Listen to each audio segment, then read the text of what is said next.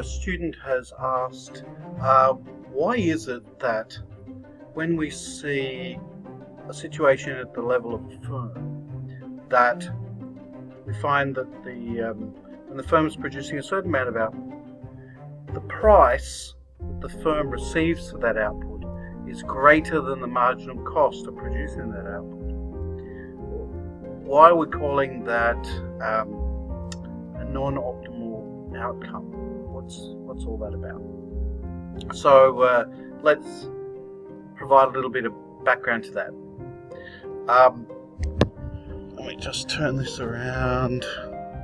Let's see, there you go. Alright, so what we need to think about, we need to be clear about, if you remember way back when I was talking about how many slices of pizza you should eat, or how many Mars bars you should consume, not should, but would be optimal to consume if you are a rational, self-interested agent, then we said that what you try and do is keep consuming Mars bars while ever the marginal benefit of the next Mars bar is greater than the marginal cost of the next Mars bar. Or another way of stating that is when the value of the next Mars bar to you is greater than the cost to you of the next Mars bar, or the marginal cost to you of that next Mars bar. And we would say keep doing that until such time, or until you get to a Mars bar where the value of that last Mars bar is just equal to the cost to you of that last Mars bar. At that point, you have reached your optimum number of Mars bars. You shouldn't go beyond that, assuming a certain configuration occurs. Okay, so we then apply that concept of the optimum to firms and consumers. In this case, we're going to do it for a single firm. So what we'll do is we're going to say, just for some clarification, that the optimal quantity, which we can call QO, is where the value of the last unit of this product is just equal to the cost of the last unit of this product, the cost of producing it. So the value to the consumers is just equal, or to the buyers, is just equal to the cost of producing it on the part of the sellers. Or in other words, we can say where the price of the product is just equal to the marginal cost of producing it, the same thing. Alright, so when we look at it graphically, so we're talking here about an imperfectly competitive market. And so we're going to look at a particular firm which has market power. It has its own personal little demand curve. So we can put quantity on the vertical, and we'll put this in dollars on the vertical, horizontal.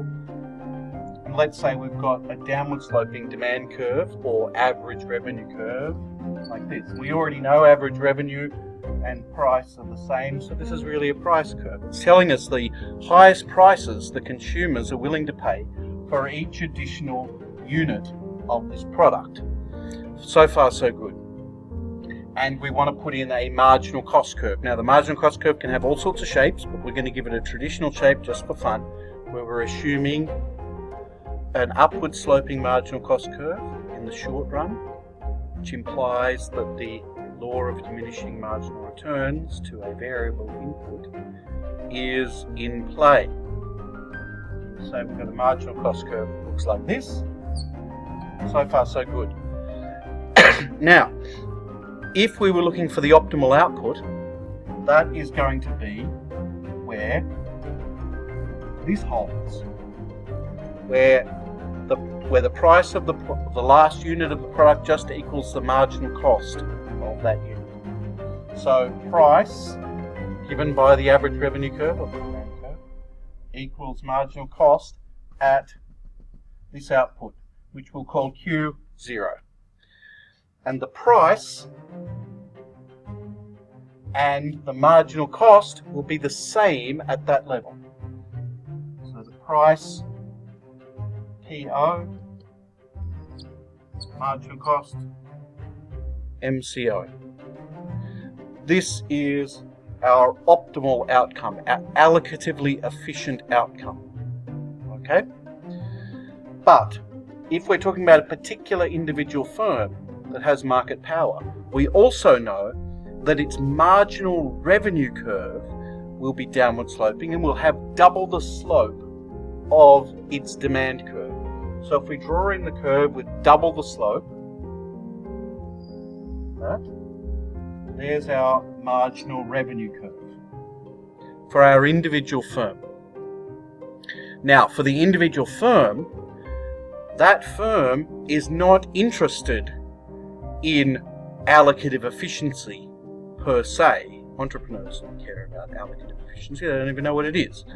What they are interested in, we're going to assume, is profit, economic profit, and the maximization of that profit, making as large a profit as they can.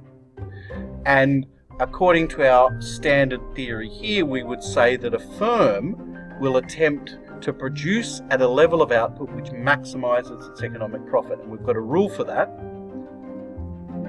So the profit, we're going to use the pi for profit.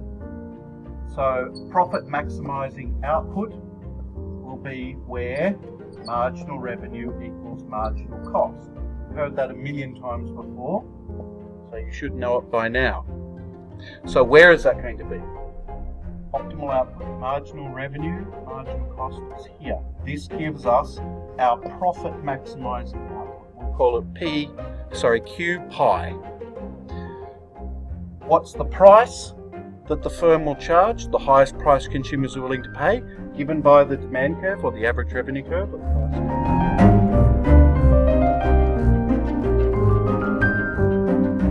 Okay? And at this level of output, the marginal cost will be given this level here. Marginal cost. So what can we see? We can immediately see that the firm is endeavouring to maximize its profits. But in doing so, that is, producing at the point where marginal revenue equals marginal cost. But in doing so, that results in a suboptimal allocation of resources, because now, get rid of these dots, we can see that the price at the profit maximizing output, the price is higher than the marginal cost by choosing this profit maximizing output. That is, the price will be greater than marginal cost when the firm has some degree of market power. That is to say, when the firm has its own downward sloping demand curve and therefore a marginal revenue curve which diverges from it double the rate. Okay? That's the background to that question. Okay, enjoy your continuing studies.